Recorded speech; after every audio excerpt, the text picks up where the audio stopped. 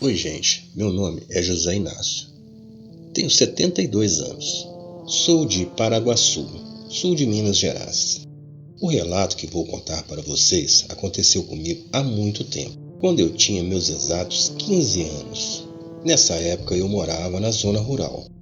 Nessa época, a vida na zona rural era uma vida bem simples, e eu não morava exatamente num sítio. Era um pequeno povoado, com casas um pouco distante uma das outras. Cada uma dessas casas tinha uma pequena propriedade, onde as pessoas cultivavam uma horta, pés de frutas e alguns animais de porte pequeno. Mas essas propriedades não chegavam a ser do tamanho de sítios.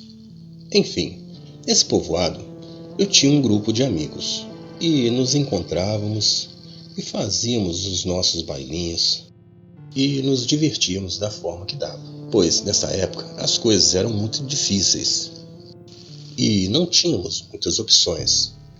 Certa vez apareceu lá na comunidade uma garota que não era dali daquelas redondezas, e eu logo me interessei por ela. Então me aproximei dela e perguntei o seu nome. Ela me disse que se chamava Clarice. Ela me disse que morava perto do nosso povoado, em um pequeno sítio, juntamente com sua família, e que eles teriam acabado de se mudar. Eles arrendaram esse sítio, que era do falecido seu Antônio. Então, o tempo foi se passando, e eu e essa garota de nome Clarice, logo começamos a namorar, escondido. Nós sempre nos reuníamos para fazer alguns bailezinhos. Eu e mais 3 amigos de nome Paulo, Joaquim e Francisco. O Paulo tocava sanfona como ninguém, e o Joaquim no pandeiro e o Francisco no surdinho. E assim a gente fazia nossos bailezinhos, tocando e cantando muito calango. Um dia combinamos de fazer um pequeno baile, uma festinha na casa de Clarice, pois era seu aniversário. E eu até então não conhecia a sua família, pois a gente se encontrava no escondido. A Clarice, ela não queria aceitar essa festa na casa dela. Ela acabou aceitando meio a contragosto, e eu não entendi o porquê. Mas eu sentia que a Clarice estava um pouco desconfortável com essa ideia. Então chegou o grande dia, e meus amigos e eu partimos para lá, para a casa da Clarice. Fomos de charrete, pois o João tinha uma e bem arrumada. Então, chegando lá, fomos conhecer a família de Clarice, que até então não conhecíamos. O pai dela, um tal de Tenório, era gente muito boa, nos recebeu muito bem. No entanto, a mãe dela era uma pessoa muito estranha.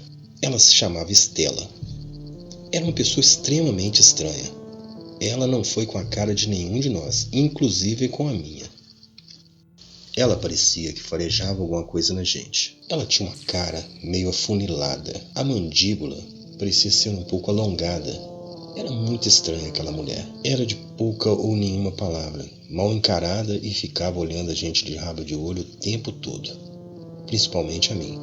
Quando deu 11 horas, o pai dela disse que a festa teria que acabar, pois eles tinham o costume de dormir muito cedo. Nós ficamos um tanto decepcionados, pois a coisa estava muito boa, e os nossos bailes costumavam ir até a 1 ou 2 horas da manhã.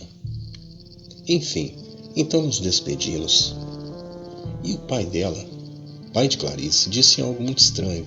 Ele disse que era para nós irmos direto para casa, não parar de forma nenhuma.